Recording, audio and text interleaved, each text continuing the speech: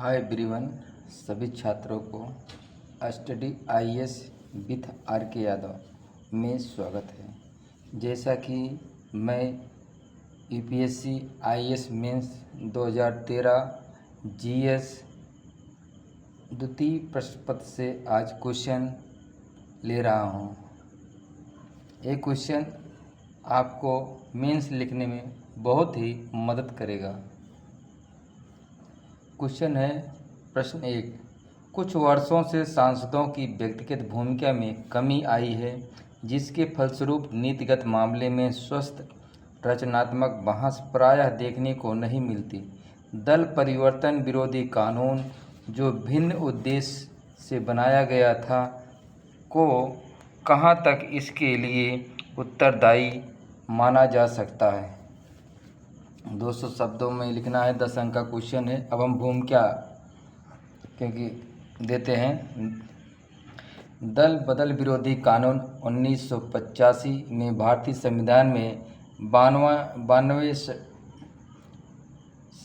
संशोधन के माध्यम से पेश किया गया था, जिसने भारतीय संविधान में 10वीं अनुसूची जोड़ी थी। इस कानून का उद्देश्य राजनीतिक दल बदल पर अंकुश लगाना था, जो सरकार में अस्थिरता पैदा कर रहे थे और मतदाताओं के विश्वास को कमज़ोर कर रहे थे।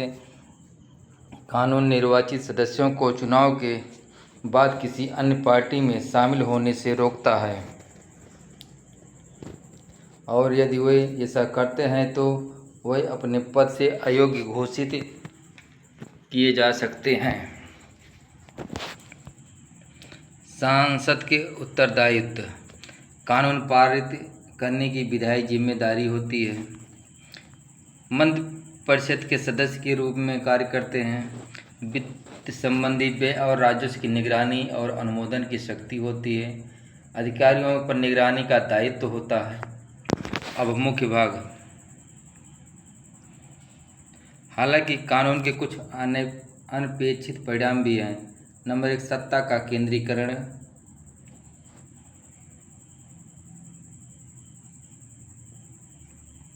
कानून के तहत अयोग्यता को रोकने के लिए सांसदों को पार्टी लाइन का पालन करना आवश्यक है। पॉइंट 2, यह उन्हें स्वतंत्र विचार व्यक्त करने से रोकता है, जो पार्टी के रुख से भिन्न हो सकते हैं, भले ही वह विचार उनके घटकों या बड़े पैमाने पर राष्ट्र के हित में हो। अब हम दूसरा देखते हैं, अंतर पार्टी लोकतंत्र और बहस को दबाना। दल बदल विरोधी कानून के तहत अयोग्यता का डर सांसदों को पार्टी नेतृत्व या विभिन्न नीतिगत मुद्दों पर पार्टी के रुख के खिलाफ खुलकर असहमति व्यक्त करने से हतोत्साहित करता है। यह स्वस्थ अंतर पार्टी बहस में बाधा डालता है, जिससे नीतिगत मामलों पर एक अखंड दृष्टिकोण बनता है, जो वास्तव में पार्टी के भीतर विचारों की विविधता को प्रतिबिंबित नहीं करता है। पॉइंट 3 है, निर्वाचन क्षेत्र के मुद्दे की उपेक्षा। दल बदल विरोधी कानून के नतीजों से भयभीत सांसद अपने मतदाताओं के हितों पर पार्टी हितों को प्राथमिकता दे सकते हैं। पॉइंट 2 है, इससे संसदीय बहसों में स्थानीय मुद्दों की उपेक्षा हो सकती है। हालांकि दल बदल विरोधी कानून ने राजनीतिक ढांचे में स्थिरता लाने और अनैतिक राजनीतिक दल बदल को रोकने के अपने उद्देश्य को पूरा किया है, लेकिन संसदीय बहसों और सांसदों की व्यक्तिगत भूमिका पर इसके अनपेक्षित परिणामों को नज़रअंदाज नहीं किया जा सकता है। इस बात पर आम सहमति बढ़ रही है कि संसद में जीवंत, रचनात्मक और विविध बहस की आवश्यकता के साथ राजनीतिक स्थिरता की आवश्यकता को संतुलित करने के लिए कानून के कामकाज में सुधार की आवश्यकता है। उदाहरण के लिए, चुनाव सुधारों पर दिनेश गोस्वामी समिति ने सुझाव दिया कि अयोग्यता केवल उन मामलों में होनी चाहिए जहां स्पष्ट दल बदल हो, न कि उन मामलों में हो जहां कोई सांसद विधायक केवल पार्टी लाइन के खिलाफ मतदान करता है। कानून के वर्तमान स्वरूप में एक विचार यह है कि यह लोकतंत्र की मूल भावना को कमज़ोर करता है, जो बहस, चर्चा और स्वस्थ मतभेद पर आधारित है। अब निष्कर्ष देखते हैं। सांसदों की व्यक्तिगत भूमिका को कम करने और रचनात्मक संसदीय बहस को सीमित करने में दल बदल विरोधी कानून की भूमिका महत्वपूर्ण है और उसमें सावधानीपूर्वक समीक्षा और सुधार की आवश्यकता है। हम प्रश्न 2 देखते हैं। सूचना प्रौद्योगिकी अधिनियम की धारा 66A की इससे कथित संविधान के अनुच्छेद 19 के उल्लंघन के संदर्भ में विवेचना कीजिए। उत्तर हम देते हैं। भूमिका पहले, भारत के सूचना प्रौद्योगिकी अधिनियम 2000 की धारा 66A को साइबर अपराधों, विशेष रूप से संचार सेवाओं से जुड़े अपराधों से निपटने के इरादे से अधिनियमित किया गया था। इस प्रावधान ने संचार सेवाओं के माध्यम से आपत्तिजनक संदेश भेजने को अपराध घोषित कर दिया, जिसमें ऐसी कोई भी जानकारी शामिल हो जो पूरी तरह से आक्रामक, झूठी और झुंझलाहट, असुविधा, खतरा, बाधा, अपमान, चोट, आपराधिक धमकी, दुश्मनी, घृणा या दुर्भावना पैदा करने के उद्देश्य से हो। वो मुख्य भाग पर चलते हैं। हालांकि इस प्रावधान की अक्सर झुंझलाहट, असुविधा या आक्रामक जैसे अस्पष्ट परिभाषित शब्दों के लिए आलोचना की गई थी, जो व्यक्तिपरक व्याख्याओं के लिए खुले थे, जिससे संभावित रूप से कानून का दुरुपयोग हो सकता था। हम भारत के संविधान के अनुच्छेद 19(1)(a) के तहत गारंटीकृत वाक और अभिव्यक्ति की स्वतंत्रता का उल्लंघन करती है। अनुच्छेद 19(1)(a) सभी भारतीय नागरिकों को भाषण और अभिव्यक्ति की स्वतंत्रता के अधिकार की गारंटी देता है। हालांकि यह अधिकार पूर्ण नहीं है और भारत की संप्रभुता और अखंडता, राज्य की सुरक्षा, विदेशी राज्यों के साथ मैत्रीपूर्ण संबंध, सार्वजनिक व्यवस्था, शालीनता या नैतिकता, न्यायालय की अवमानना, मानहानि या किसी अपराध के लिए उकसाने के आधार पर अनुच्छेद 19(2) के तहत उचित प्रतिबंधों के अधीन है। अब हम पॉइंट 3 पर चलते हैं। अदालत ने माना कि यह प्रावधान असंवैधानिक था, क्योंकि यह अस्पष्ट और व्यापक था और यह अनुच्छेद 19(2) के तहत निर्दिष्ट उचित प्रतिबंधों के अंतर्गत नहीं आता था।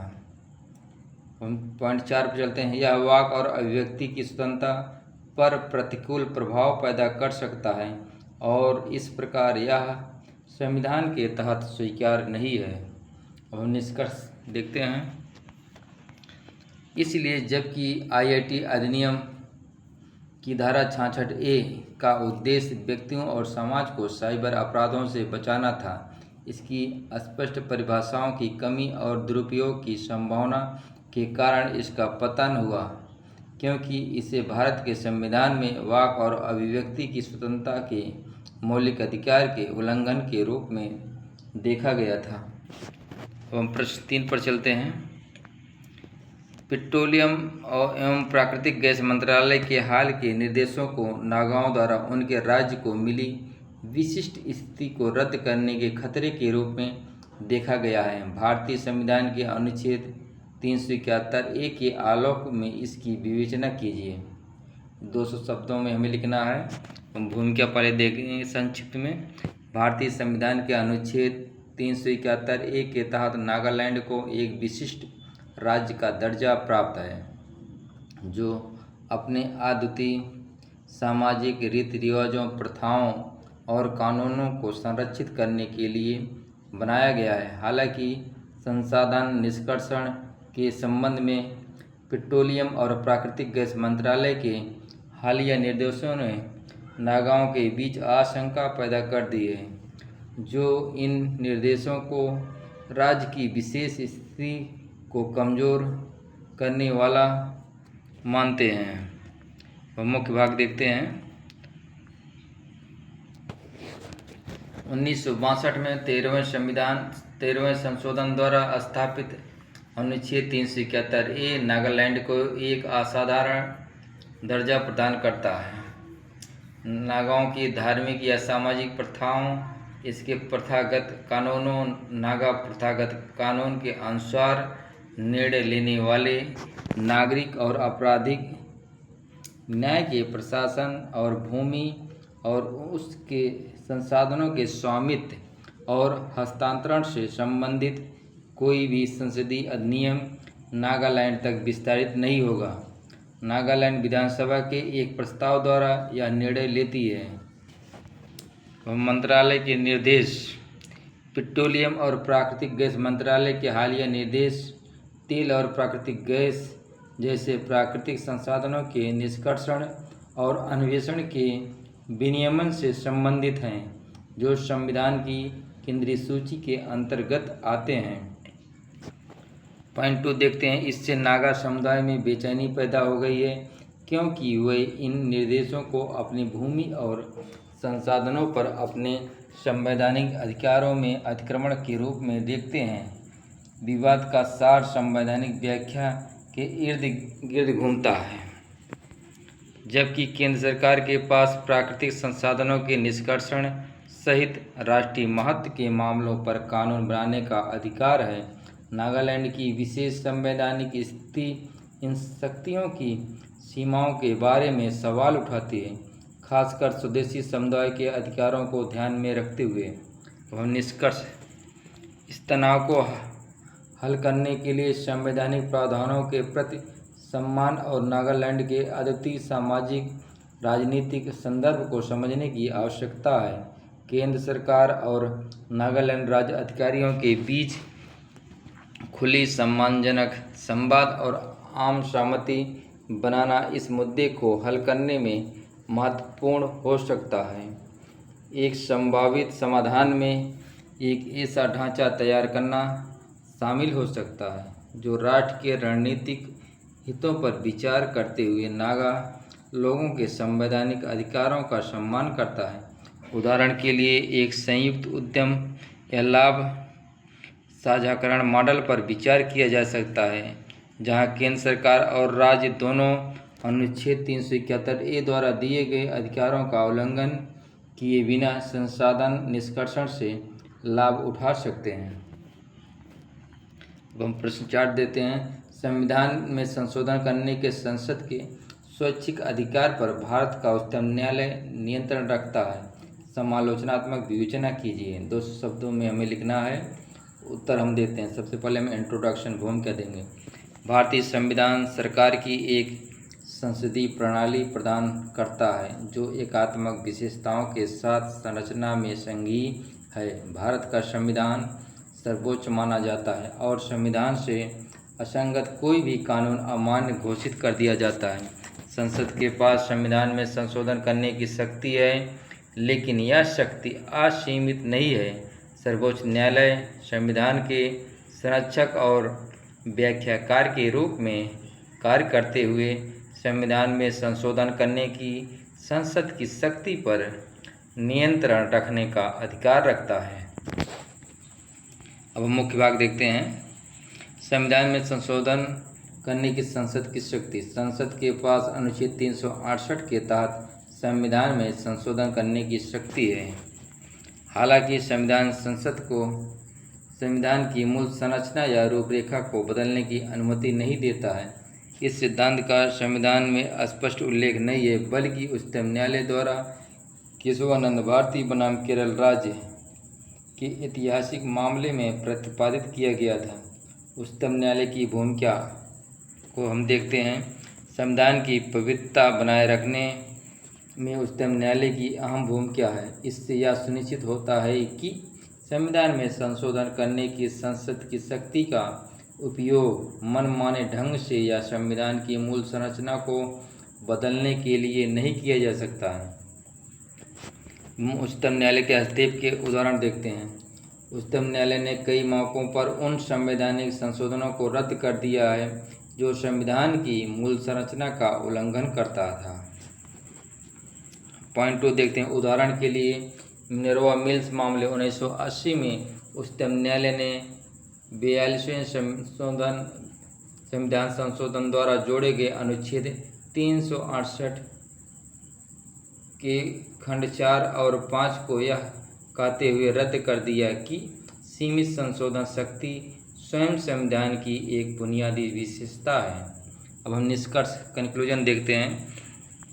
जबकि संसद के पास संविधान में संशोधन करने की शक्ति है, उच्चतम न्यायालय यह सुनिश्चित करने में महत्वपूर्ण भूमिका निभाता है कि इस शक्ति का उपयोग मनमाने ढंग से या संविधान की मूल संरचना को बदलने के लिए न किया जाए। बदलती सामाजिक ज़रूरतों पर प्रतिक्रिया देने के संसद के अधिकार और संविधान की बुनियादी संरचना की रक्षा करने की उच्चतम न्यायालय की जिम्मेदारी के बीच संतुलन भारत के जीवंत लोकतंत्र की आधारशिला है। यह गतिशील संबंध लगातार विकसित हो रहा है जो भारत के संवैधानिक और राजनीतिक आख्यान को आकार दे रहा है। अब हम आज का लास्ट प्रश्न देखते हैं। प्रश्न नंबर 5 है। अनेक राज्य सरकारें बेहतर प्रशासन के लिए भौगोलिक प्रशासनिक क्षेत्रों जैसे जनपद और तालुकाओं को विभाजित करते हैं। उक्त कथन के आलोक में क्या यह भी औचित्यपूर्ण कहा जा सकता है कि अधिक संख्या में छोटे राज्य स्तर पर प्रभावी शासन देंगे? विवेचना कीजिए। 200 शब्दों में हमें इसका उत्तर देना है। उत्तर भूमिका। स्वतंत्रता के बाद से भारत में प्रशासनिक क्षेत्रों का पुनर्गठन और विभाजन चल रही प्रक्रियाएं रही हैं, जिसका उद्देश्य शासन और प्रशासनिक दक्षता में सुधार करना है। जबकि जिलों और तालुकों का विभाजन स्थानीय स्तर पर एक आम बात है। छोटे राज्यों का निर्माण भारत के राजनीतिक और प्रशासनिक प्रवचन में एक बहुत बहस का विषय है। वह मुख्य भाग। छोटे राज्यों के पक्ष में तर्क। प्रशासनिक दक्षता, बेहतर प्रशासनिक प्रबंधन क्षमता और सरकार और लोगों के बीच घनिष्ठ संपर्क के कारण छोटे राज्य संभावित रूप से प्रभावी शासन ला सकते हैं। उदाहरण के लिए उत्तर प्रदेश से उत्तराखंड का निर्माण एक सकारात्मक कदम के रूप में देखा गया क्योंकि इससे शासन और विकास संकेतकों में सुधार आया है। सांस्कृतिक और भाषाई एकरूपता भी हमें देखने को मिलती है। क्षेत्रीय विकास को बढ़ावा देना। छोटे राज्यों के विरुद्ध अब तर्क हम समझते हैं। प्रशासनिक और वित्तीय बोझ। क्षेत्र में वृद्धि की संभावना। क्षेत्रवाद में वृद्धि की संभावना। सतत विकास का अभाव आज हमें देखने को मिलता है। निष्कर्ष कंक्लूजन। प्रशासनिक क्षेत्रों का विभाजन स्थानीय शासन को बढ़ा सकता है, लेकिन छोटे राज्य बनाना एक जटिल मामला है जिस पर सावधानीपूर्वक विचार करने की आवश्यकता है। छोटे राज्यों में बेहतर शासन की संभावना की गारंटी नहीं है और यह नेतृत्व, नीति और प्रशासनिक क्षमताओं जैसे कारकों पर निर्भर है। प्रभावी शासन का सार स्थानीय विकास को बढ़ावा देने के लिए राज्य के आकार की परवाह किए बिना स्थानीय निकायों को सत्ता का विकेंद्रीकरण करने में निहित है। छोटे राज्यों की सफलता इस पर निर्भर करेगी कि वह किस प्रकार से नेतृत्व, नीति और प्रशासनिक क्षमताओं का विकास करते हैं। जय हिंद, जय भारत।